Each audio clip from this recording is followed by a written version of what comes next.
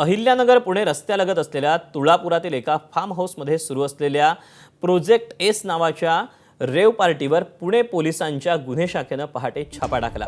या कारवाईत मध्यधुंद अवस्थेत तरुणी आढळून आले। पहाटेपर्यंत सुरू असलेल्या पार्टीतून पोलिसांना गांजा हुक्का ओढण्यासाठी वापरला जाणारा सुगंधी तंबाखू तसंच मद्यसाठा पोलिसांकडून जप्त करण्यात आला।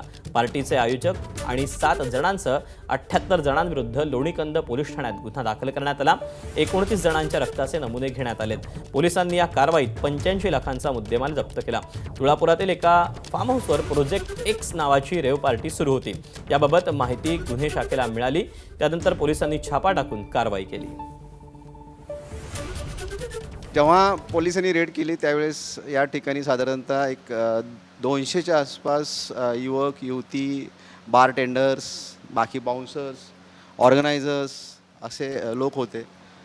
साऊंडचा मोठ्या आवाज चालू होता, डीजे चालू होता, डान्स करत होते वेगळ्या पद्धतीनं, म्हणजे सर्वसाधारणरित्या जे शोभणार नाही अशा पद्धतीनं त्यांचे डान्स चालू होते।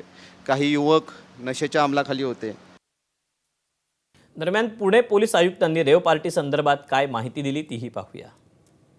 एक गोपनीय माहिती आम्हाला मिळाली होती की काही लोक अशा प्रकारची एक इलिगल पार्टी आयोजित करत आहेत। त्यामध्ये अशी पण इन्फॉर्मेशन होती की त्यांच्याकडे FL3 लायसन्स आहे, ते 11 साडे 11 वाजेपर्यंतचे आहे, परंतु उशिरापर्यंत चालणार आहे। त्यांनी पूर्ण आयोजनमध्ये जे व्हेन्यू आहे त्यांनी लोकांना डिस्क्लोज केला नव्हता आणि शेवटचे क्षणी त्यांनी हे व्हेन्यू डिस्क्लोज केला। अशा प्रकारच्या आयोजनामुळे हे नक्कीच ज्यावेळी इन्फॉर्मेशन आली हे लक्षात आली की काहीतरी गैरकायदेशीर होणार आहे। म्हणून क्राईम ब्रांचची एक टीम फॉर्म करण्यात आली होती आणि तिथे एक ट्रॅप लावून आमचे लोक बसले होते। अत्यंत कडक आणि अत्यंत परिणामकारक कारवाई आरोपींवर होईल, जेणेकरून याचे पुढे कोणी अशा प्रकारचे कृत्य करण्याची हिम्मत करणार नाही, या भूमिकाची आम्ही आहे।